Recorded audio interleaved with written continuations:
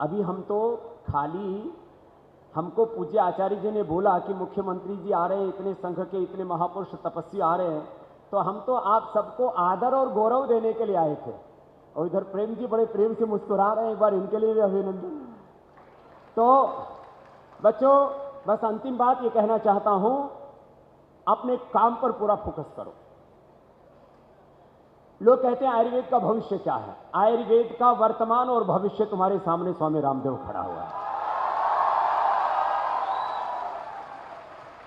और मैंने ठान रखा, जैसे हमने एमएनसी का शीर्षासन कराया है, एलोपैथी को भी धरती में इतना गहरा गाड़ेंगे कि बहुत दिनों तक इसको सांस न आएंगे।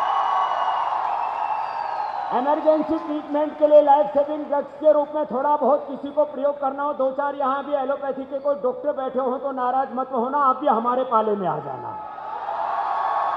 हमारा दिल बहुत बड़ा है।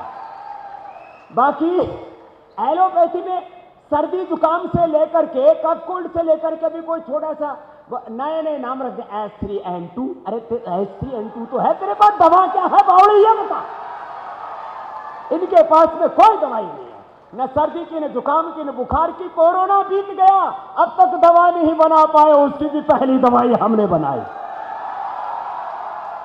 इनके पास में बीपी की कोई दवाई नहीं, इनके पास शुगर की कोई दवाई नहीं। ये शुगर को क्या करते हैं, या तो अंदर आर्टिफिशियल वो इंसुलिन डाल देंगे, या जो है वो शुगर की ऐसी दवाई देंगे जो ब्लड में शुगर है उसको किडनी से ज्यादा पास आउट कराते। शुगर तो ठीक होती नहीं, किडनी का और बैठा देते हैं। न शुगर की दवा, न बीपी की दवा, न कोलेस्ट्रॉल की दवा। तो कोलेस्ट्रॉल के लिए दवाई लेते, पूरे lipid profile, liver profile, kidney profile, blood profile को गड़बड़ कर देते हैं। आदमी की लाइफ प्रोफाइल गड़बड़ घूमता रहे। ये तो फाइजर कंपनी जो दुनिया की सबसे बड़ी है, वो उसकी भी आप दवाई लेकर के देखो, उस पर लिखा हुआ है इससे तुम्हें फैटी लिवर हो सकता है। 25% लोगों को फैटी लिवर हुआ तो एलोपैथी ने किया है। आज लोगों की किडनी फेल है तो आयुर्वेद की भस्मों से नहीं, कि हमने सारे रिसर्च करके दिखा दिया है, वो एलोपैथी की दवाइयों से हुई। इसलिए ये सारा जो कुचक्कर चल रहा है, मैं किसी पैथी के विरोध में नहीं हूं, मैं तो सबके प्रति सिंपैथी रखता हूं।